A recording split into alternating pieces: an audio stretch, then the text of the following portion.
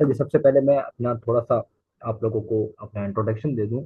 तो उसके बाद हम लोग अपनी ओरिएंटेशन क्लास पे जाएंगे। तो मैं आप लोगों को सारी चीज़ें बताऊंगा जो आज हम लोगों ने चीज़ें डिस्कस करनी है। ठीक है जी, सबसे पहले मैं अपने अपना थोड़ा सा इंट्रोडक्शन दे दूं। तो my name is Faisal Ahmed Shaikh and I will be your mentor of general ability.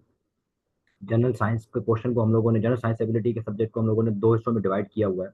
General science जो है वो मैडम अरुषा पढ़ा रही हैं, और जनरल एबिलिटी का पोर्शन जो है वो मैं पढ़ाऊंगा इंशाल्लाह आप लोगों को। ठीक है जी। मैंने जो है वो अपनी बीई की हुई है in mechanical engineering department from NED university Karachi back in 2019 and I have been teaching for over 3 years now. ठीक है, मुझे 3 साल से ज़्यादा हो गए मैं टीचिंग जो है वो मैं फील्ड में हूँ। और इसके अलावा जो है मैं जनरल एबिलिटी के अलावा आप लोगों के ग्रुप 2 के दो ऑप्शनल सब्जेक्ट्स हैं, अप्लाइड मैथमेटिक्स एंड स्टेटिस्टिक्स। मैं वो पढ़ाता हूँ अपने स्टूडेंट्स को। जो मैंने लास्ट ईयर अपने स्टार्ट की थी, मैंने दो बैचेस वो पढ़ाई हुई है, अप्लाइड मैथमेटिक्स एंड स्टेटिस्टिक्स को। ठीक है जी। इसके अलावा मैंने जो है वो 2022 में जनरल साइंस एंड एबिलिटी में 82 मार्क्स सिक्योर किए थे, और पीएमएस 2023 में मैंने 86 मार्क्स सिक्योर किए थे। तो तभी जो है वो मुझे सर ने कहा था कि आप जो है मेरे स्टूडेंट्स को पढ़ाएं, उनको भी जो है वो जनरल एबिलिटी में इश्यूज आ रहे हैं, तो उनको जो है वो थोड़ी सी हेल्प आउट कर दें। तभी जो है वो मैंने ये सारा कोर्स जो है वो मैंने इंट्रोड्यूस करवाया द ब्यूरोक्रेट्स इंस्टीट्यूट पे। ठीक है जी। ये मेरा थोड़ा सा जो है वो ब्रीफ इंट्रोडक्शन था। इसके बाद हम लोग देखेंगे कि आज हमारी जो ओरिएंटेशन क्लास है उसमें हम क्या क्या चीज़ें डिस्कस करेंगे। ठीक है। सबसे पहले हम हमारी जो आज की जो क्लास है वो हमारे पास 3 हिस्सों में जो है वो हम लोग उसको लेके जाएंगे। हमारे पास सबसे पहले हम लोग देखेंगे कि जनरल एबिलिटी हमारे पास में ओवरव्यू क्या है सिलेबस का। सिलेबस हम लोग देखेंगे।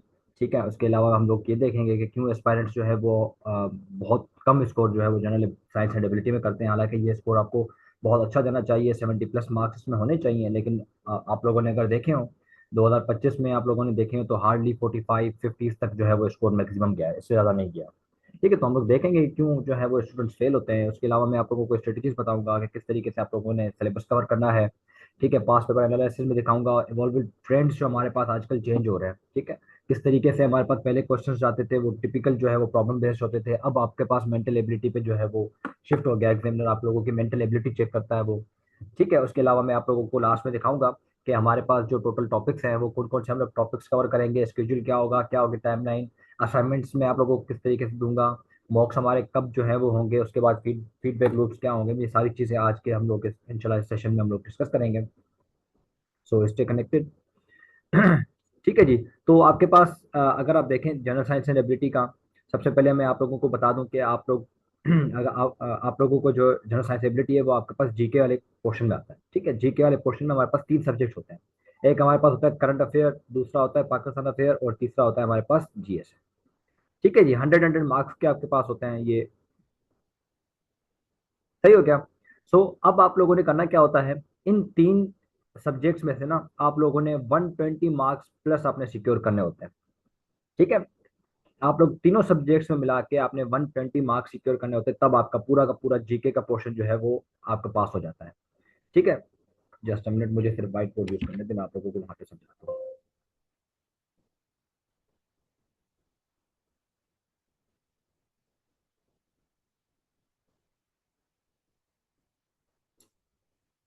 अच्छा जी। देखें, आपके पास हम लोग इंशाल्लाह जो है वो अपनी जो मैथमेटिक्स पढ़ेंगे वो भी इसी व्हाइट बोर्ड पे पढ़ेंगे हम लोग। आप लोगों के पास जीके के पोर्शन में 3 सब्जेक्ट्स होते हैं, करंट अफेयर होता है, पाकिस्तान अफेयर होता है, उसके अलावा आपके पास जीएसए होता है। ठीक है। ये आपके पास 3 सब्जेक्ट्स होते हैं अ, उसके जीके के पोर्शन में। आप लोगों के पास ये 100 मार्क्स के होते हैं, जीएसए भी 100 मार्क्स का होता है। ठीक है। आप लोगों ने इन तीनों सब्जेक्ट्स में मिला के 120 मार्क्स आपने सिक्योर करने होते हैं। अब ये आप लोगों के ऊपर है कि आप लोग अगर करंट अफेयर में मिसाल के तौर पे आप ले रहे हैं 65, पाकिस्तान अफेयर में आप लोग ले रहे हैं, लेट सपोज, ये मैं आप लोगों को एक आइडियल सिचुएशन बता रहा हूँ, मिसाल के तौर पे आपने सिर्फ इसमें लिए हैं 20 मार्क्स। ठीक है। और आप लोगों ने जीएस में आप लोगों ने लिए हैं 55 मार्क्स। ठीक हो गया? अगर आप उसमें देखें कि अगर पर्टिकुलर पेपर के हवाले से देखें तो आप पाकिस्तान अफेयर में फेल हैं। ठीक है, क्योंकि आपने 20 मार्क्स किए हैं। जो कंपल्सरी सब्जेक्ट्स हैं वो 40 मार्क्स से पास होते हैं, लेकिन इन तीनों सब्जेक्ट्स में मिला के आप लोगों के पास अगर आप देखें तो आपके पास ये बनते हैं 9 और 9 और 4, तो आपके पास तीनों सब्जेक्ट्स में मिला के आपके पास 140 मार्क्स। इट मीन्स आपके ये तीनों के तीनों सब्जेक्ट पास हो गए। इट डजेंट मैटर कि आपने पाकिस्तान अफेयर में 20 मार्क्स लिए, आप लोगों को तीनों में मिला के अगर 120 मार्क्स हैं तो इट मीन्स आप तीनों के तीनों सब्जेक्ट पास हो गए। ठीक है जी। ये से हम कहते हैं आपको मिनिमम थ्रेशोल्ड आपको 120 मार्क्स का आपको क्लियर करना होता है इन तीनों सब्जेक्ट को पास करने के लिए। अगर आपके पास दो सब्जेक्ट्स पास हैं, जैसे मिसाल के तौर पे करंट अफेयर में भी आपके पास 40 हैं और पाकिस्तान अफेयर में भी 40 हैं और इसमें जीएसए में आपके पास 38 है। ठीक है, तो ये आपके पास बन जाएगा 118, विच मीन्स आपके पास ये तीनों के तीनों सब्जेक्ट आपके फेल हो गए। सो आपको जनरल साइंस एबिलिटी में जो है वो पास, जनरल साइंस एबिलिटी को पास करना बहुत जरूरी बनता है। ठीक है जी। अच्छा, अब हम लोग देखते हैं जनरल साइंस एबिलिटी आपके पास किस तरीके से डिवाइड होती है। ये मैडम अरुषा ने भी आप लोगों को शायद बताया हो, लेकिन मैं भी थोड़ा सा आप लोगों को बता दूं। अब जनरल साइंस एबिलिटी हमारे पास तीन सेक्शन में डिवाइडेड होता है। एक आपके पास होता है एमसीक्यू सेक्शन, जिसको आप 20 मार्क्स के लिए जो है वो सॉल्व करते हैं। ठीक है, इसमें आपके पास प्योर जनरल साइंस के एमसीक्यूज होते हैं, इसमें जनरल एबिलिटी के एमसीक्यूज नहीं होते। इसके बाद आपके पास आ जाता है जनरल साइंस। जनरल साइंस के आपके पास 4 क्वेश्चंस होते हैं, 4 क्वेश्चंस होते हैं, जिसमें से आपको दो करने होते हैं। इट मीन्स आपके पास 40 मार्क्स का आपको ये कवर करना होता है। और उसके बाद आपके पास होता है जनरल एबिलिटी का पोर्शन, जिसमें आपके पास 3 क्वेश्चंस होते हैं और आपने उसमें से भी दो करना होता है, विच मीन्स आपके पास 40। सो 40 40 80 ये हो गए और 20 के एमसीक्यू हो गए, आपके पास 100 मार्क्स की कंपोजिशन ये हो गई। ये होता है जनरल साइंस एबिलिटी का पोर्शन। ठीक है, जनरल साइंस एबिलिटी का पेपर आपके पास 3 सेक्शन में डिवाइड होता है इस तरीके से। ठीक हो गया। सो ठीक है, तो इस तरीके से आपके पास जनरल साइंस एबिलिटी की कंपोजिशन होती है।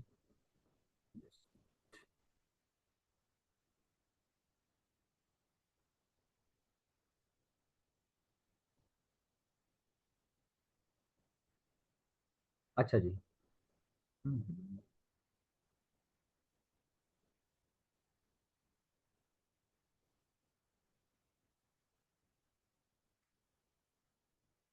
ठीक है, अब हम लोग देखते हैं कि आपके पास मैडम अरूषा से आप लोगों ने जब ओरिएंटेशन क्लास में ली होगी तो आपको उन्होंने जो है वो जनरल साइंस का सिलेबस जरूर दिखाया होगा। मैं आप लोगों को दिखाता हूँ जनरल एबिलिटी का सिलेबस, कि आपको जनरल एबिलिटी में आपको कौन कौन से टॉपिक्स कवर करने हैं।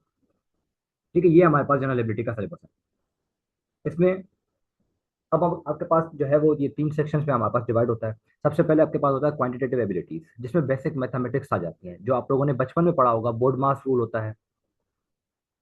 ठीक है जी। एलसीएम होता है, एचसीएफ होता है आपके पास। ये टॉपिक्स आपके पास होते हैं जो बेसिक मैथमेटिक्स में आ जाते हैं। इसके अलावा आपके पास बेसिक अर्थमेटिक्स हो गया, मीन हो गई, अलजबरा हो गया, ज्योमेट्री हो गई, एवरेज वगैरह, ये जो सारे होते हैं हमारे पास, सेट, रिमाइंडर, इक्वेशंस, और लास्ट में प्रोबेबिलिटी आपके पास जो हो गई। ये सारे टॉपिक्स हमारे पास आ जाते हैं क्वांटिटेटिव एबिलिटीज में।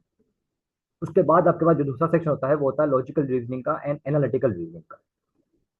ठीक है, अब आपके पास जो लॉजिकल रीजनिंग होती है ना, ये जो सेक्शन है ना, ये जो सेक्शन, ये 2025 से 2026 का अगर आप लोगों ने पेपर देखा हो ना, तो एग्जामिनर का मेजर फोकस जो रहा है ना, वो इन तीनों सेक्शंस पे रहा है। 2026 में तो ट्रेंड बिल्कुल ही चेंज हो गया था। 2025 में फिर भी उसने इस सेक्शन से कुछ पूछे थे। 2026 में हार्डली 20 मार्क्स के जो है, मतलब दो पार्ट्स, 5 5 मार्क्स के, 10 मार्क्स के उसने सिर्फ इससे पूछे थे, बाकी 30 मार्क्स के उसने लॉजिकल रीजनिंग के सारे पूछे थे। ठीक है, मैं आपको वो दिखाऊंगा अभी पास पेपर्स। तो ये आपके पास ट्रेंड्स चेंज हो रहे हैं इसके। अगर आप देखें तो लॉजिकल रीजनिंग में आपके पास जो है वो सीरीज वाले प्रॉब्लम्स पूछ लेता है वो, कि मैं दिखाऊंगा अभी आपको, मेरे पास है इसमें सीरीज वाले प्रॉब्लम्स पूछ लेता है वो। आपको लेटर कोडिंग का पूछ लेता है कि if cat is coded as 1321, तो डॉग किस तरीके से हम लोग कोड कर सकते हैं। ठीक है, इस तरीके से जो क्वेश्चन होते हैं वो आप लोगों को ये करता है। उसके बाद एनालिटिकल रीजनिंग में और मेंटल एबिलिटी में आप लोगों की मेंटल एबिलिटीज चेक करता है वो। किस तरीके से वो आपको ब्लड रिलेशन देगा कि A is son of B, और बी जो है वो उसका जो है वो बी के मदर का नाम सी है, तो मुझे बताएं कि रिलेशन ड्रॉ करके दें ये किस तरीके से होगा। या फिर आप लोगों को कंडीशंस जो है वो लगा के देगा कि 5 बंदों को सर्कल में बिठाना है, ए बी के साथ नहीं बैठ सकता, सी डी के साथ नहीं बैठ सकता। इस तरीके से जो आपके पास क्वेश्चन आते हैं ना, वो सारे आपके पास लॉजिकल रीजनिंग और एनालिटिकल रीजनिंग में आते हैं। इसमें आपके पास कोई भी फॉर्मूलाज नहीं होते, इनके कोई भी फॉर्मूलाज नहीं होते। आपको इन इन सारी चीज़ों के फॉर्मूलाज होंगे, वो आपको याद करने पड़ेंगे। ये जो सारी चीज़ें हैं ये आपको प्रैक्टिस से ही आएंगी। ठीक है, जितनी आप ज्यादा प्रैक्टिस करेंगे उतना आपको उतनी आपकी लॉजिकल रीजनिंग इंप्रूव होगी। ठीक है, मेरा जो मेजर फोकस होगा इस पेज का, मेरे लास्ट जो दो पेजेस थी वो मैंने 2025 के हवाले से जब देखा ना, तो मैंने उसको फोकस इस पे करवाया था। लेकिन मेरी जो आप लोगों के पेज पे फोकस होगा वो होगा लॉजिकल रीजनिंग और एनालिटिकल रीजनिंग में मैं आप लोगों को काम करवाऊँ। क्योंकि आप लोगों के पास जो अभी वन पेपर में अगर आप देखें कि एमओडी का भी पेपर हुआ था, उसमें भी मुझे बच्चों ने बताया। और उसके अलावा जो आप लोगों के पास एफपीएससी का जो भी आपके पास वन पेपर होता है डिस्क्रिप्टिव से पहले, जो आपके पास वन पेपर एग्जाम होता है, उसमें भी आपके पास जो मैथमेटिक्स के आजकल क्वेश्चन आ रहे हैं ना, वो लॉजिकल रीजनिंग के आ रहे हैं। तो लॉजिकल रीजनिंग आप लोगों के पास बहुत बहुत जो है वो आजकल इसकी इंपॉर्टेंस है इसमें। ठीक है, अब मैं आप लोगों को थोड़ा सा दिखा दूं।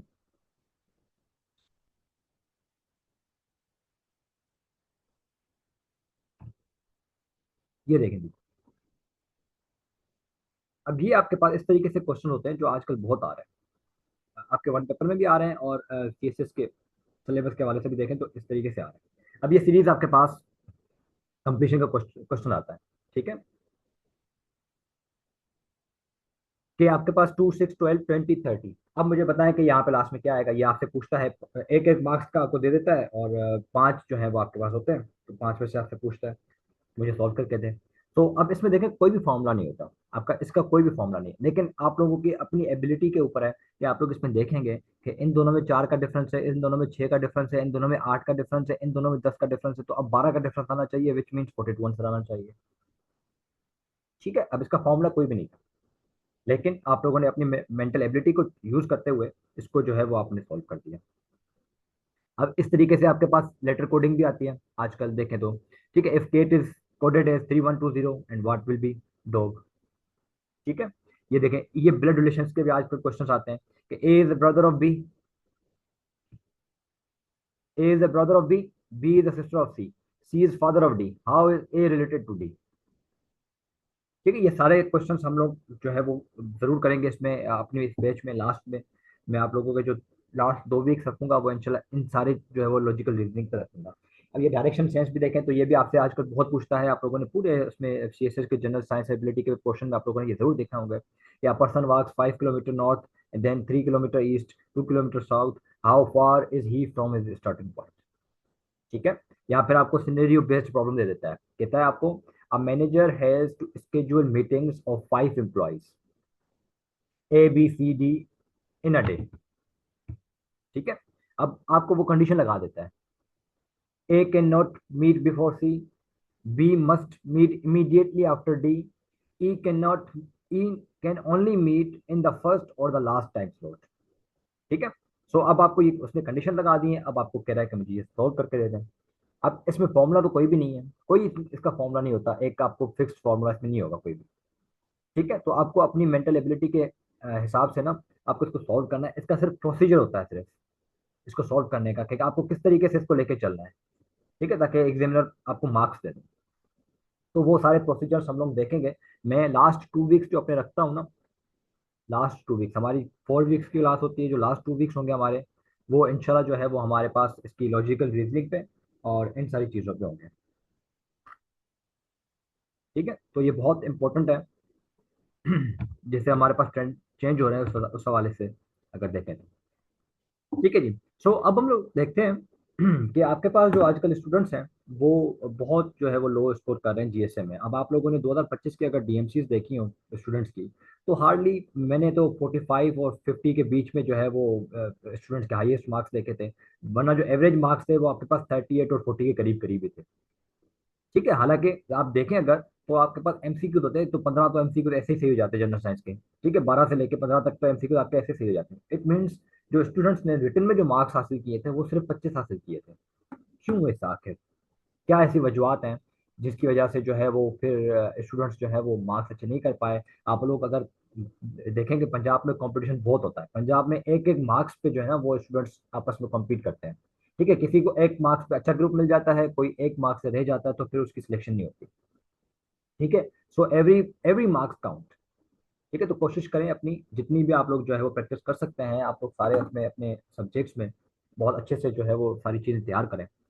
ठीक है, तो अब आपके पास सबसे पहले देखें कि आपके पास एबिलिटी जो है वो उसमें क्यों बच्चे जो है वो फेल होते हैं। सबसे पहली चीज़ तो वो ये है आपके पास कि वो एबिलिटी पार्ट को छोड़ देते हैं स्टूडेंट्स, वो ट्रिकी समझते हैं इसको कि यार ये सॉल्व नहीं होगा। क्योंकि लेकिन मैंने जो लास्ट 2 बैचेस अपनी पढ़ाई थी, उसमें मेरे पास कुछ डॉक्टर्स से स्टूडेंट थे, वो कह रहे थे सर हम लोगों ने बचपन में जो मैथमेटिक्स पढ़ी थी वो हम लोगों को बस याद है, अब हम लोगों ने मैथमेटिक्स नहीं पढ़ी, तो हम लोग जो है वो छोड़ देते हैं इसको, हमें जो है वो समझ नहीं आती। सो फिर वो 40 मार्क्स उनके रह जाते हैं। ठीक है, फिर मैंने उनको यही कहा था कि आप, मैं बिल्कुल जो है वो अपनी क्लास जो है वो बिल्कुल बेसिक से स्टार्ट करता हूँ। मैं ये नहीं देखता कि आप लोगों का बेसिक जो है वो कितनी अच्छी है। मैं हर स्टूडेंट्स को एक ही जैसे समझता हूँ कि किसी को कुछ नहीं आता। मैं बिल्कुल बिल्कुल बेसिक से स्टार्ट करके मैं एडवांस लेवल तक जाता हूँ, ताकि आप लोगों को बेसिक नो हाउ हो। मैं पहली पहली क्लास आप लोगों के प्लस माइनस पे रखूंगा। ठीक है, प्लस माइनस मल्टीप्लीकेशन डिवाइड जो बोर्ड मार्क्स होता है मैं उस पर रखूंगा। उसके बाद फिर हम लोग आराम आराम से अपने एडवांस लेवल पे जाएंगे।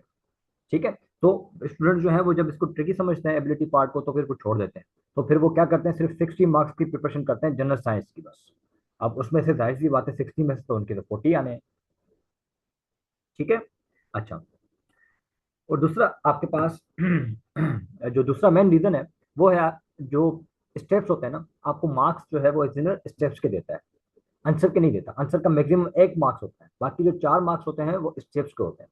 अब कुछ मैथमेटिक्स बैकग्राउंड वाले, जो मैथ बैकग्राउंड के होते हैं या जो इंजीनियरिंग बैकग्राउंड के होते हैं, वो फिर क्या करते हैं, वो ये वो ये करते हैं कि वो क्वेश्चन पढ़ते हैं। अब वो मैथमेटिक्स बैकग्राउंड है, उनकी बेसिक इतनी स्ट्रांग होती है कि वो दिमाग में ही सोल्व कर देते हैं, और फिर वो स्टेप्स खा के एग्जामिनर को डायरेक्ट आंसर लिख के दे देते हैं। ठीक है। जब तक आप एग्जामिनर को फैसिलिटेट नहीं करेंगे, एग्जामिनर आपको भी मार्क्स देके फैसिलिटेट नहीं करेगा। ये चीज आप लोगों ने याद रखनी है। ठीक है, आपको 5 मार्क्स, एक पार्ट 5 मार्क्स का होता है। ये 5 मार्क्स आपके पास इस तरीके से डिवाइड होते हैं कि एक सिर्फ मार्क्स आपका आंसर का होता है, बाकी सारे के सारे मार्क्स आपके स्टेप्स के होते हैं।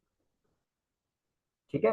तो मैं आप लोगों को जब असाइनमेंट्स दूंगा, तो उसमें मैं भी आप लोगों के स्टेप्स ही चेक करूंगा। मैं आप लोगों से प्रीवियस बैचेस के जो असाइनमेंट्स हैं मैं वो भी शेयर करूंगा, आप लोगों को बताऊंगा जो अच्छे असाइनमेंट्स हैं, मैं वो भी आप लोगों को दिखाऊंगा कि किस तरीके से आप लोगों ने पूरे पूरे स्टेप्स लेके चल रहे हैं। ठीक है। अच्छा, उसके बाद जो सेकंड मेन जो रीजन है वो जनरल साइंस पोर्शन का है। ठीक है। अब आप लोग क्या करते हैं, जो अब जो इंजीनियरिंग बैकग्राउंड वाले होते हैं मैं उनकी बात कर रहा हूँ, वो क्या करते हैं, उनको ये अंदाजा होता है कि यार 40 मार्क्स का मैथ है, मैथ मुझसे हो जाएगा, 20 मार्क्स का एमसीक्यूज है, 15 मैं यहाँ से ले लूंगा। मैं जो है वो क्या करता हूँ, जनरल साइंस से कुछ सिलेक्टेड टॉपिक्स करके जाता हूँ। उनमें से आ जाएगा तो 10-15 मार्क्स यहाँ से आ जाएंगे। तो 40 ये हो गए मैथ में, 15 ये हो गए, और अगर 20 भी यहाँ से आ गए तो मेरे तो 75 बन गए। ठीक है जी। तो वो क्या करते हैं, वो सिलेक्टेड टॉपिक्स करके चले जाते हैं। फिर मसला ये होता है कि अगर आप देखें कि आजकल अगर आप देखें तो जनरल साइंस में भी ना एग्जामिनर आपको डायरेक्टली नहीं पूछ रहा कि मुझे ये बताएं। वो आप लोगों की मेंटल एबिलिटी जनरल साइंस में भी चेक करता है। जैसे मिसाल के तौर पे अगर आप जनरल साइंस का क्वेश्चन देखें तो उस पर टॉपिक है फर्टिलाइजर्स। अब जो मतलब मेरे जैसे बंदे होते हैं वो फिर फर्टिलाइजर पढ़ के, फर्टिलाइजर देख के, और फिर उसके टाइप्स वगैरह थोड़े बहुत जो है वो नाम देख के वो तैयार हो जाते हैं कि बस मैंने ये टॉपिक कर लिया। लेकिन जब आप पेपर में बैठते हैं तो आपसे वो पूछता है कि फर्टिलाइजर किस तरीके से जो है वो उसके सॉइल सॉइल की फर्टिलिटी को जो है वो इफेक्ट करता है। ठीक है, या फिर आपसे ये पूछता है, या फिर आपसे ये पूछता है कि फर्टिलाइजर किस तरीके से पॉल्यूशन क्रिएट करता है। अब आपने तो फर्टिलाइजर पढ़ा था, उसके टाइप्स पढ़े थे। अब आपको आपने एग्जामिनर ने आपसे ये पूछ लिया है कि फर्टिलाइजर किस तरीके से सॉइल की जो है सॉइल को डिग्रेड करता है, या जो है वो फर्टिलिटी उसकी सॉइल की लूज करता है। तो आपने तो ये पढ़ा ही नहीं था। जब नहीं पढ़ा तो फिर आप क्या लिख के आएंगे, आप वही लिख के आएंगे जो आपने पढ़ा था, फर्टिलाइजर क्या होता है, फर्टिलाइजर के टाइप्स क्या होते हैं, फिर एग्जामिनर कहाँ से मार्क्स देगा आपको। ठीक है। तो ये कुछ चीजें थी जो बच्चे जो है वो इसको मिस करते हैं। और उसके अलावा एक चीज मैं आप लोगों को बता दूं कि स्टूडेंट जो है वो राइटिंग प्रैक्टिस बिल्कुल भी नहीं करते, बिल्कुल भी नहीं करते हैं। एक चीज याद रखिएगा, सीएसएस इम्तिहान ही आपका राइटिंग का होता है। आपको कितनी नॉलेज है इट डजेंट मैटर, आप उस नॉलेज को किस तरीके से पेपर में प्रेजेंट करते हैं ये मैटर करती है। जितना अच्छा आप प्रेजेंट करेंगे अपनी जो है वो नॉलेज को, उतने अच्छे आपको मार्क्स मिलेंगे। ठीक है जी, क्योंकि ये इम्तिहान ही राइटिंग का है। आप जितनी अच्छी हेडिंग्स बनाएंगे, जितने अच्छे आप जो है वो पेपर प्रेजेंटेशन को शो करेंगे, आप जितना अच्छा एग्जामिनर को आप फैसिलिटेट करेंगे, उतने अच्छे आपको मार्क्स आएंगे। ठीक है। और एक चीज आप लोगों ने याद रखनी है कि ये वाली लाइन जरा देखें इसको, आपसे कह रहा है missing asking what the questions want. अब क्या करते हैं स्टूडेंट्स, जैसे मैंने अभी आपको फर्टिलाइजर की एग्जांपल दी, अब आपसे जो एग्जामिनर ने पूछा है, बजाय कि आप वो बताएं, आप वो लिख के आते हैं जो आपको पता होता है, हालांकि एग्जामिनर ने ये आपसे पूछा नहीं होता। ठीक है। सो ये चीजें बहुत मैटर करती हैं। आपको जो एग्जामिनर ने पूछा है आप वही बताएंगे तो आपको मार्क्स मिलेंगे। आप लोग एक चीज याद रखिएगा, मैं अपने स्टूडेंट्स को हमेशा कहता हूँ कि सीएसएस के इम्तिहान में क्वालिटी ओवर पावर क्वांटिटी। आप 2 पेजेस लिख के आ जाएं, ठीक है, वो क्वालिटी वाले हों, तो आपको इस पे मार्क्स मिलेंगे। आप 5 पेजेस लिख के आ जाएं, उस पर जो है वो क्वालिटी उसमें कुछ भी नहीं हो, उसमें बच्चों वाली बातें की हुई हो, तो आपको मार्क्स नहीं मिलेंगे। सीएसएस में आपको क्वालिटी पे फोकस करना होता है, नॉट ऑन क्वांटिटी। याद रखिएगा।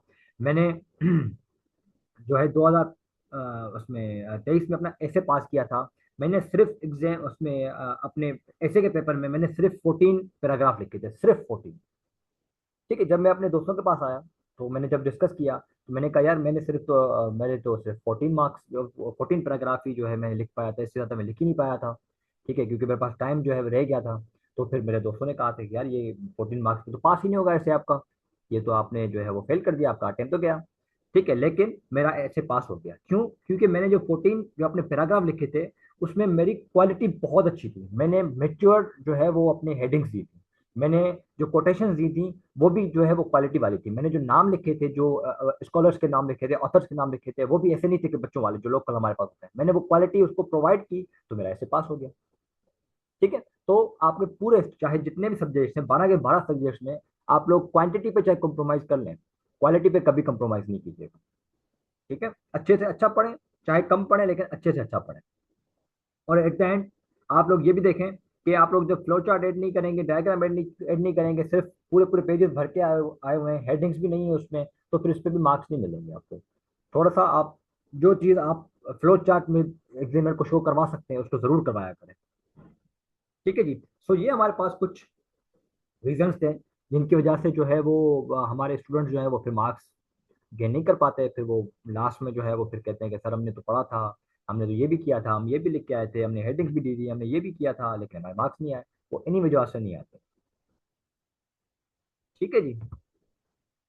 अच्छा जी, अब आप लोगों को किस तरीके से ये सब्जेक्ट आपको जो है वो करना चाहिए, जस्ट हमने मुझे एक मिनट दीजिएगा।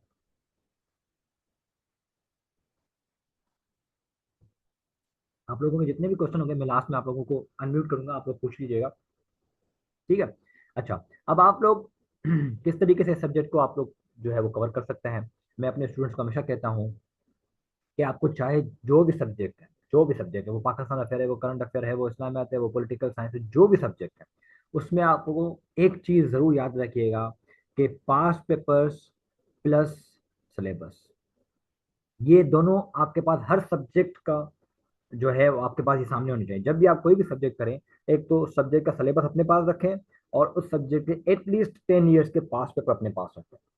ये आपको गाइडेंस प्रोवाइड करता है कि आप किस डायरेक्शन में तैयारी कर सकते हैं या किस डायरेक्शन में आप इफेक्टिवली तैयारी करेंगे।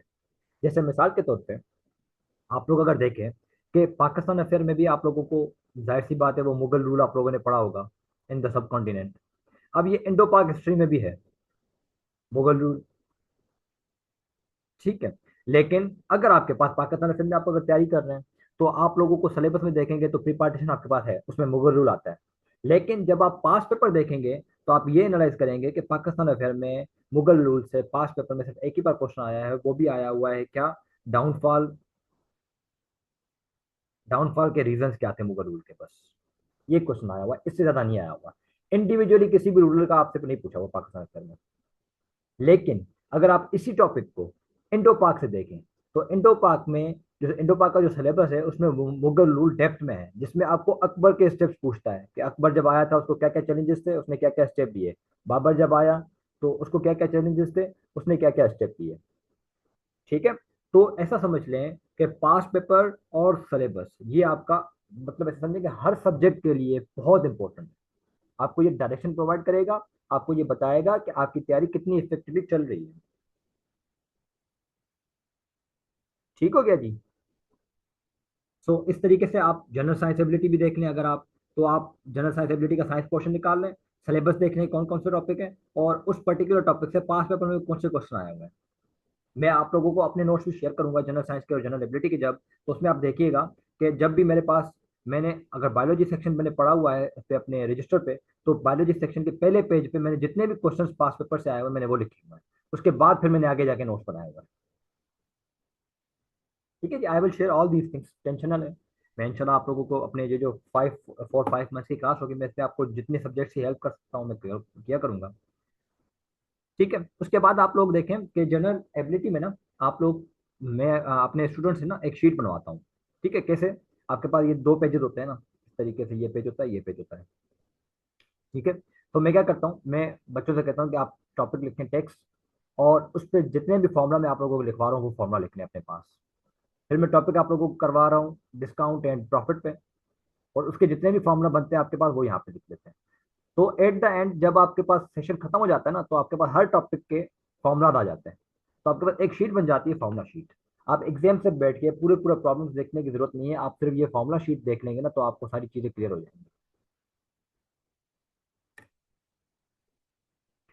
ठीक है, मैं आप लोगों से ये फॉर्मूला शीट भी शेयर करूंगा जो मैंने अपने पिछले बैचेस में जो स्टूडेंट्स हैं मैंने उनसे बनवाई थी।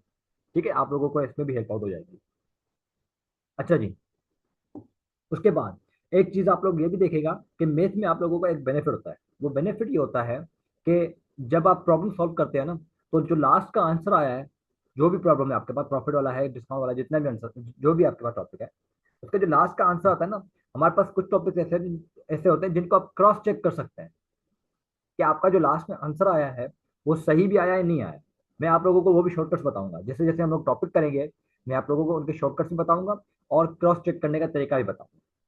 ठीक है, तो मैथ में आप लोग मतलब क्रॉस चेक करके ये भी आप फाइंड आउट कर सकते हैं कि आपने प्रॉब्लम जो किया है वो सही किया है या गलत किया है। ठीक है जी, उसके बाद आप लोगों को मैं हमेशा कहता हूँ कि एक तो मैंने आप लोगों को बताया कि राइटिंग प्रैक्टिस करें, और दूसरा ना, अपनी अपने बिस्तर से उठ के, बेड से उठ के आप एक कोई भी टेबल पे बैठ जाएं, और उस पर एग्जाम इन्वायरमेंट बना के आप क्वेश्चन क्वेश्चन को सॉल्व करें। मैं जो आप लोगों को मॉक्स में कंडक्ट करवाऊंगा ना, वो मैं टाइम बेस्ड करवाता हूँ। मैं 1.5 आवर देता हूँ स्टूडेंट्स को, और उसमें पूरे जिस जिस तरीके से सीएसएस में आपके पास 3 क्वेश्चन होते हैं उनमें से 2 करने होते हैं ना, मैं वो करवाता हूँ। और 1.5 आवर में ही मैं कहता हूँ अपने स्टूडेंट्स को 10 मिनट एक्स्ट्रा देता हूँ कि वो आपका वो कंप्लीट करें, उसको अपलोड करें जीसीआर पे, गूगल क्लासरूम पे।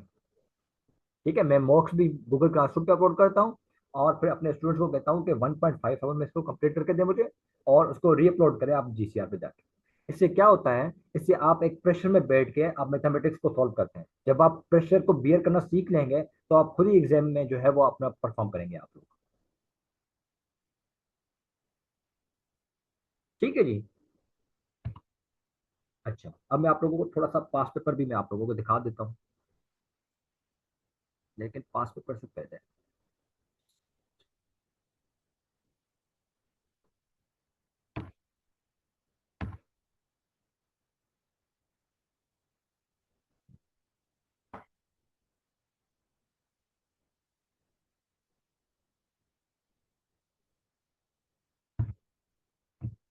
अच्छा जी, मैं आप लोगों को अभी दिखाऊंगा कि हम लोग कौन कौन से टॉपिक्स करेंगे। ठीक है, हमारे पास 7 मेन टॉपिक्स होंगे, बल्कि 8 मेन टॉपिक्स होंगे, क्योंकि प्रोबेबिलिटी मैंने जो है वो इस बार ऐड की हुई है।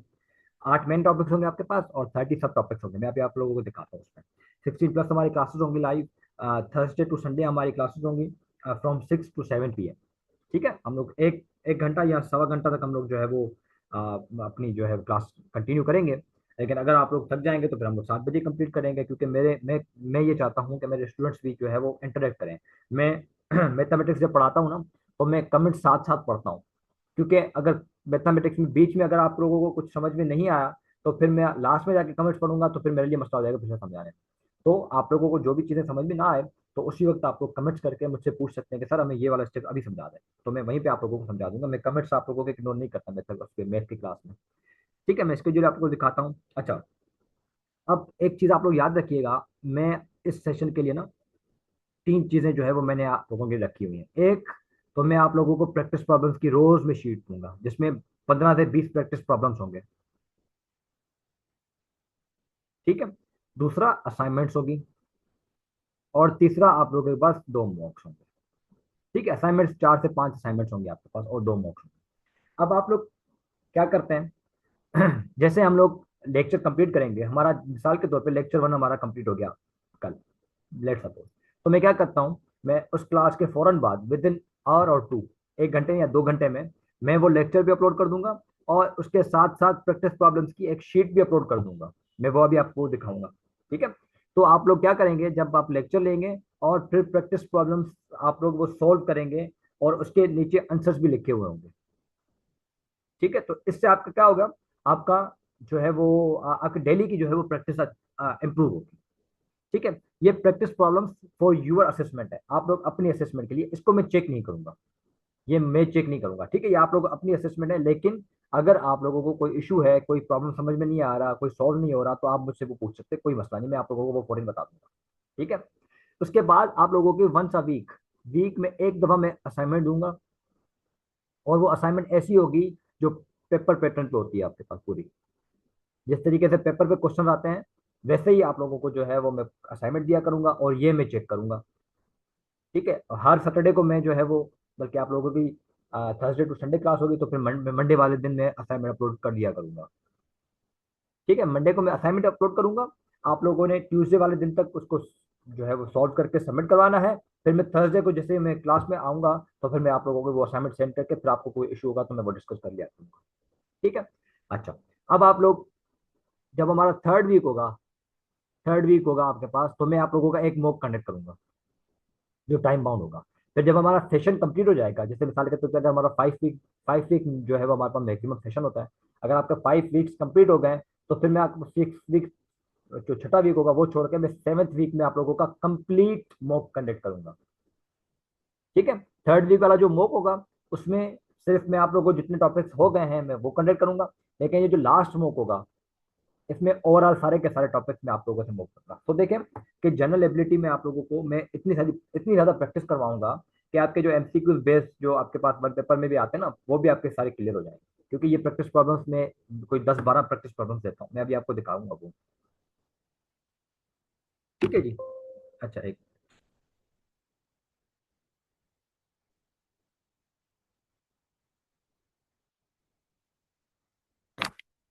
ये हमारे ओवरऑल टॉपिक्स हैं जो हम लोगों ने कवर करने हैं। जो हमारे पास सबसे पहले है बेसिक मैथमेटिक्स का बोर्ड मास रूल हो गया, नंबर सिस्टम हो गया, ये प्लस माइनस, मल्टीप्लिकेशन डिवीजन, हम लोग बिल्कुल बेसिक से स्टार्ट करेंगे। HCF LCM करूंगा, करवाऊंगा मैं आप लोगों को, एक्सपोनेंशियल करवाऊंगा, स्क्वायर रूट और क्यूब रूट करवाऊंगा, साइंटिफिक नोटेशन और राउंड ऑफ करवाऊंगा।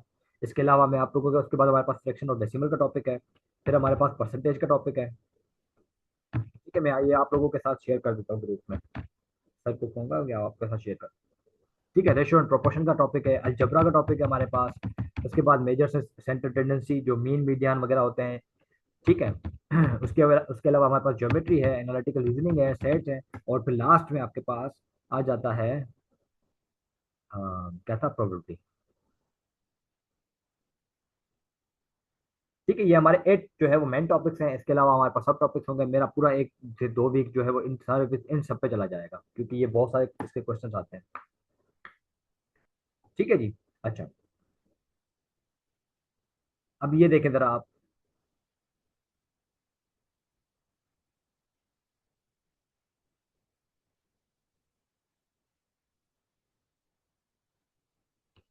ठीक है, अब जैसे हमारे पास लेक्चर 2 कंप्लीट हो जाएगा, मैं आप लोगों को ये जो प्रॉब्लम की शीट है, मैं ये GCR पे अपलोड कर दिया करूंगा। ठीक है, अब आप देखें, इसमें 4 क्वेश्चन ये हैं, और इसके अलावा 5 6 7 क्वेश्चन ये हैं, तो हमारे पास 14 क्वेश्चन इसके टोटल ओवरऑल हो गए। ठीक है, इन 14 क्वेश्चन में मैं पास पेपर भी आप लोगों से सॉल्व कराऊंगा। जैसे देखें कि ये हमारे पास 2019 में आया हुआ है, ये मैं आप लोगों से सॉल्व करवाऊंगा, ये 2017 में आया हुआ है, तो ये भी आपके पास सोल्व हो जाएगा। ठीक है, तो ये प्रैक्टिस प्रॉब्लम जब आप देखेंगे, तो इसमें आपके पास जो है वो पास पेपर्स के प्रॉब्लम्स भी होंगे, जो आप लोगों से मैं सॉल्व करवा दिया करूंगा। तो हमारे पास जैसे 5 वीक्स हमारे पास कंप्लीट हो जाएंगे, तो हमारे पास ऐसे समझें कि ये जो 10 10 साल के आपके पास पास पेपर्स हैं, वो भी हमारे पास सारे सॉल्व हो जाएंगे इन प्रैक्टिस प्रॉब्लम्स के थ्रू ही।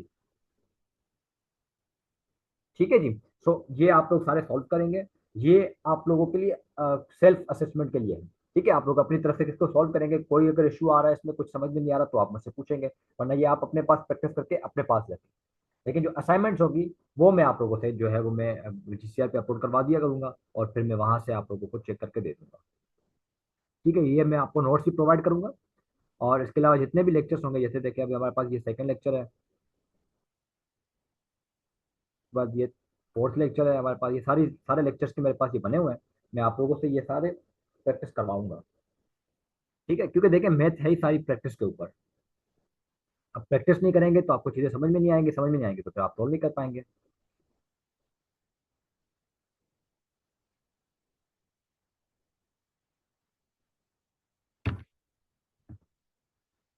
अच्छा जी, आप लोगों को मैंने बता दिया कि हम लोग जो है वो गूगल क्लासरूम के थ्रू मैं आप लोगों के लिए ये रिकॉर्डिंग अपलोड कर दिया करूंगा। सारी प्रैक्टिस प्रॉब्लम सब चीज़ जो है वो आपके पास गूगल क्लासरूम पे अपलोड होगी। ठीक है, और इसके अलावा ये प्रैक्टिस प्रॉब्लम्स आप लोगों की होंगी, नोट्स सब या मैं आपको दूंगा। अच्छा, अभी आपके पास बहुत सारा time है। मैं अपने स्टूडेंट्स को यही कहता हूँ, आपके पास अभी ऑलमोस्ट 10 मंथ है आपके पास। मतलब आप रिलैक्स होकर ना सारी चीजें कर सकते हैं, अपने आप को पैनिक में मत डालिएगा। आप लोग एक मंथ में 2 सब्जेक्ट्स भी ले लें तब भी कोई मसला नहीं, आप लोग अगर 3 सब्जेक्ट भी कर सकते हैं तब भी कोई मसला नहीं। ठीक है, अभी भी आपके पास 10 मंथ है, आप लोग 3 सब्जेक्ट के हिसाब से चलें तो 4 मंथ में आपके पास 12 सब्जेक्ट कंप्लीट हो जाएंगे। तो इट मीन्स अभी हमारे पास कौन सा मंथ चल रहा है, अप्रैल मई जून सितंबर तक आपके पास सारी चीजें कंप्लीट हो जानी चाहिए। फिर आप सारे मॉक्स दे दें। ठीक है, आपकी प्रैक्टिस आपके जो है वो एग्जाम की प्रैक्टिस जो है ना वो अच्छे से, रिटन प्रैक्टिस जो होगी वो बहुत अच्छी हो जाएगी फिर मॉक्स के बाद। ठीक है, तो अभी आपके पास बहुत टाइम है। मैंने लास्ट ईयर जो बैच ली थी ना वो दिसंबर की बैच ली थी। लास्ट ईयर फेब में पेपर थे हमारे, मैंने दिसंबर में बैच ली थी और वो जनवरी में कंप्लीट हुई थी।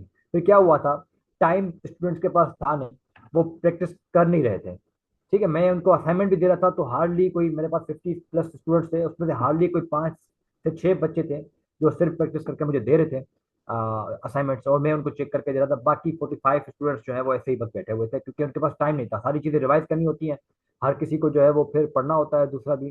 तो उनके पास टाइम नहीं बच रहा था और वो प्रैक्टिस नहीं कर रहे थे। ये जो है अभी आपके पास टाइम है 10 मंथ का, इसमें आप रिलैक्स होकर ना मैथ की प्रैक्टिस कर सकते हैं।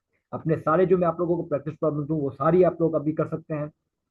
बहुत टाइम है आप लोगों के पास, सारी असाइनमेंट्स कर सकते हैं। ठीक है, आप मॉक्स दे दे। फिर आपके पास जब लास्ट में, जब आप सितंबर के बाद कोर्स कंप्लीट होने के बाद जो अक्टूबर नवंबर दिसंबर होगा ना, इसमें आप आराम से सारी चीजें जो मैंने आपको पढ़ाई थी आप इसमें रिवाइज कर सकते हैं। ठीक है, इसमें आप लोग बैठ के रिवाइज करेंगे ना, तो फिर आपके पास जनवरी के मंथ में और दिसंबर में मॉक्स होते हैं हर अकेडमी के। ठीक है, ऑनलाइन भी अकेडमी जो है वो मॉक कंडक्ट करती हैं, और जो है फिजिकल जो है वो मॉक कंडक्ट करती हैं। तो वो आप जाके वहां पे मॉक दे सकते हैं, आपके पास सारे प्रैक्टिस प्रॉब्लम्स भी होंगे, हर चीज आपके कॉन्सेप्ट इसके क्लियर होते हैं। ठीक है, लास्ट में जाके ना पैनिक हो जाते हैं स्टूडेंट्स, फिर वो कवर नहीं कर पाते सब्जेक्ट्स को। ठीक है, आपके पास बहुत टाइम है अभी भी जो है वो प्रैक्टिस करने का। मैं आप लोगों को पास पेपर, मैंने आप जिस तरीके से बताया कि पास पेपर का भी मैं आप लोगों को दूंगा, असाइनमेंट्स भी दूंगा, मॉक्स भी दूंगा। तो ये सारी चीजें आपके पास आराम से आप लोग अभी बैठ कर रिलैक्स होके आप लोग ये सारी चीजें कर सकते हैं। ठीक है जी, अब मैं आप लोगों को थोड़ा सा ना पास पेपर्स में दिखा दूं, ताकि आप लोगों को अंदाजा हो जाए कि किस तरीके से हमारे पास ट्रेंड्स चेंज हो रहे हैं। अच्छा जी, अब अगर आप लोग,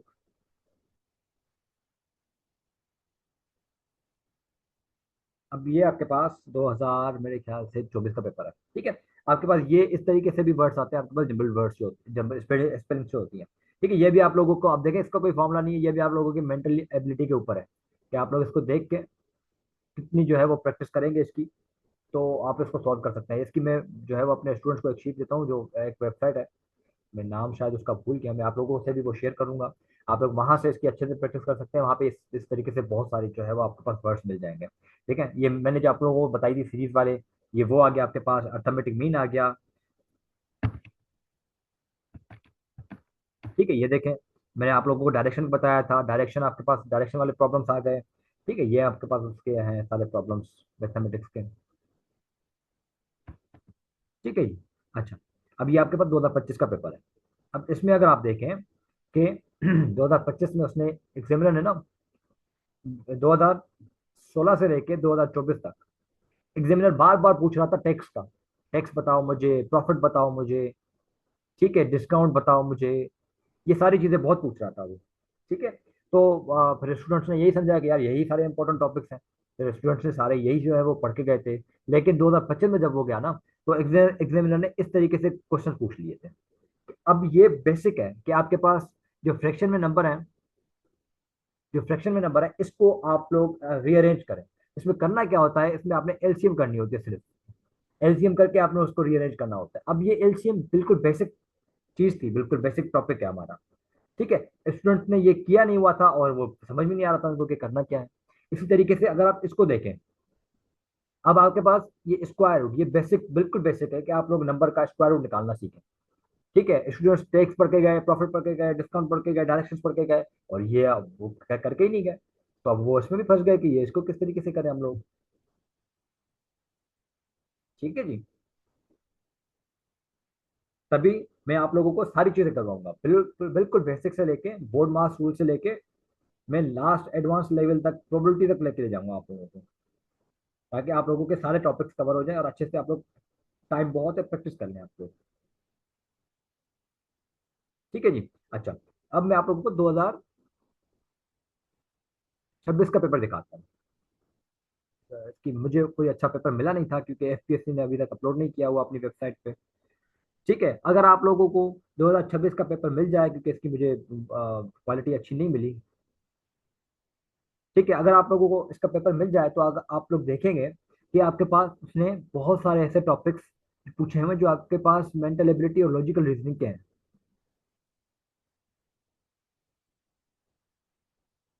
ठीक है जी, उसने एआई से पूछा था, आर्ग्यूमेंट पूछा था कि एआई जो है वो आपके पास अनएम्प्लॉयमेंट जनरेट करेगी, इससे ऐसे कुछ क्वेश्चंस थे। ठीक है, ये देखें, मेंटल एबिलिटी पे आपके पास बहुत सारे क्वेश्चंस थे। अब ये हैं बिल्कुल बेसिक वाले, बिल्कुल बच्चों वाले हैं। लेकिन मेंटल एबिलिटी हर किसी की स्ट्रांग नहीं होती। हर किसी को प्रोसीजर नहीं पता होता कि किस तरीके से हमने हमने इसको लेके जाना है। ठीक है, हमने ये भी सारे सॉल्व करने हैं।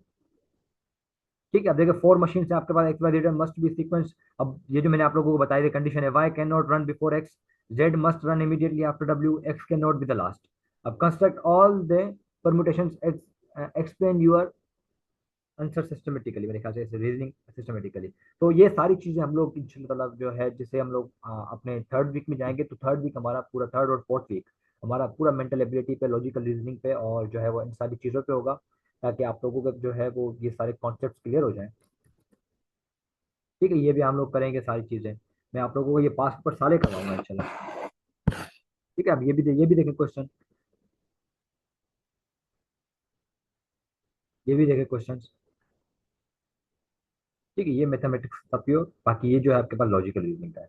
तो इस तरीके से आपके पास अब जो ट्रेंड्स हमारे पास है ना, वो इस तरीके से हमारे पास चेंज हो रहे हैं कि आपके पास जो मेंटल एबिलिटी है उस पर ज्यादा फोकस कर रहे हैं एग्जामिनर, बजाय कि मैथमेटिक्स से। अब आप लोग देखें, मैथमेटिक्स का आपके पास सिर्फ ये 5 मार्क्स का ये आया हुआ है। ठीक है जी, और इसके अलावा 5 मार्क्स का आपके पास, कहाँ गया, यहाँ पे था ना एक, 5 मार्क्स का आपके पास ये आया हुआ है, और इसके अलावा 5 मार्क्स का ये आया हुआ है, सिर्फ 15 मार्क्स। 40 में से सिर्फ 15 मार्क्स ऐसे हैं जो मैथमेटिक्स से आए हुए हैं, बाकी सारे जो है वो आपके पास 25 मार्क्स मेंटल एबिलिटी के हैं। ठीक है जी। सो हम लोग इंशाल्लाह ताला, जैसे हमारी हमारी क्लासेस आगे चलेंगे, हम लोग ये सारी चीज़ें इंशाल्लाह कोशिश करेंगे कि हम लोग कवर कर लें। लेकिन मुझे खुशी तब होगी, मुझे पढ़ाने में भी मजा तब आएगा जब आप लोगों की तरफ से मुझे रिस्पॉन्स अच्छा मिलेगा। आप लोग असाइनमेंट्स भी टाइम भी देंगे, प्रैक्टिस प्रॉब्लम्स भी करेंगे, और क्लास में इंटरेक्ट जो है वो जरूर होंगे, क्योंकि मैथमेटिक्स पढ़ाने में तब तक मजा नहीं आता जब तक स्टूडेंट्स की तरफ से रिस्पॉन्स नहीं आता मुझे। ठीक है, मुझे सांस नहीं आती ऐसा समझे के।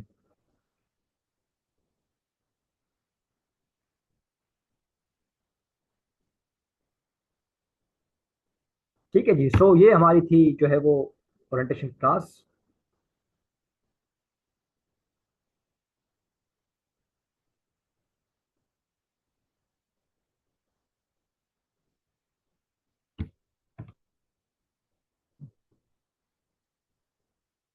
अब अगर आप लोगों को कोई भी क्वेश्चन है तो काइंडली अपना हैंड रेज करें, मैं आप लोगों को अनम्यूट कर देता हूँ और आप लोग मुझसे क्वेश्चन पूछ लें। एनी क्वेश्चन, यहाँ पर अगर आप कमेंट्स में पूछना चाह रहे हैं तो कमेंट्स में पूछ लें मुझसे।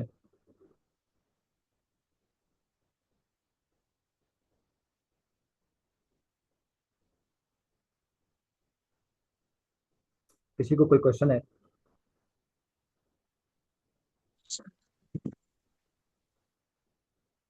जी, असलम।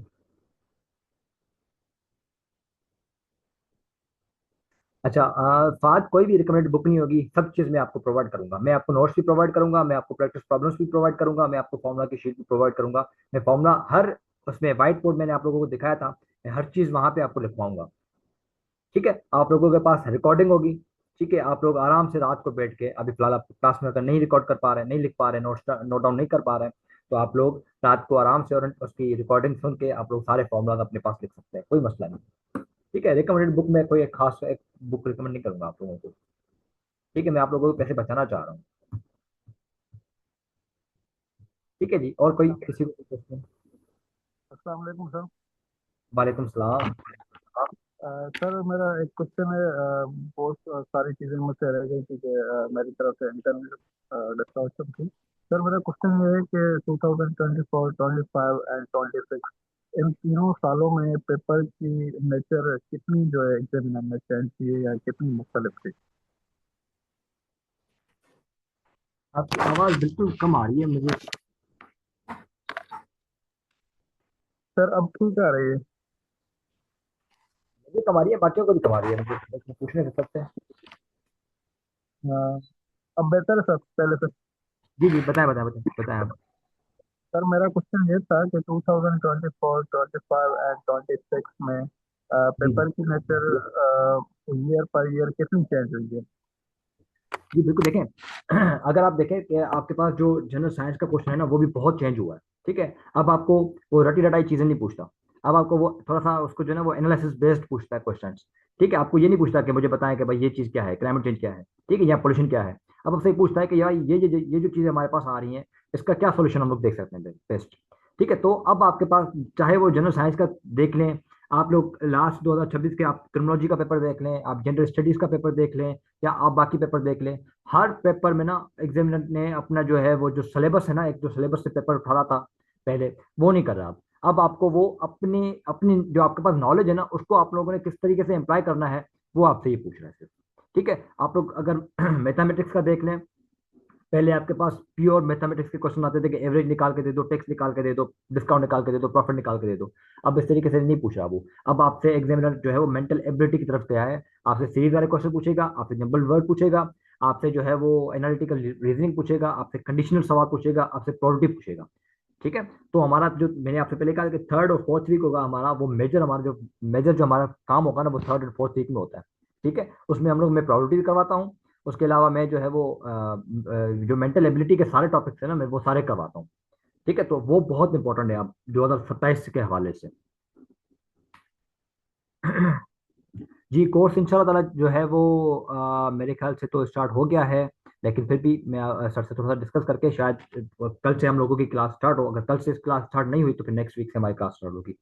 ठीक है, थोड़ा सा हम लोग जो है वो सिंक्रोनाइज्ड थोड़ा सा कर लें, क्योंकि मैडम अरूषा भी साइंस पढ़ाएंगी और फिर मैं एबिलिटी पढ़ाऊंगा। तो हम लोग थोड़ी सी टाइमिंग देख लें कि किस तरीके से हम लोग जो है वो लेके चल सकते हैं इसको। फिर मैं आप लोगों को जो है वो सर जो है वो बता देंगे। और आप लोग जो रजिस्टर्ड स्टूडेंट हैं वो तो जाहिर सी बात है ग्रुप में ऐड हो गए हैं। बाकी जो नहीं हुए तो वो काइंडली कोऑर्डिनेटर से रब्ता कर लें और उनसे पूछ लें कि जो है वो हमें कर दे ग्रुप में ऐड। ठीक है, और कोई क्वेश्चन किसी को?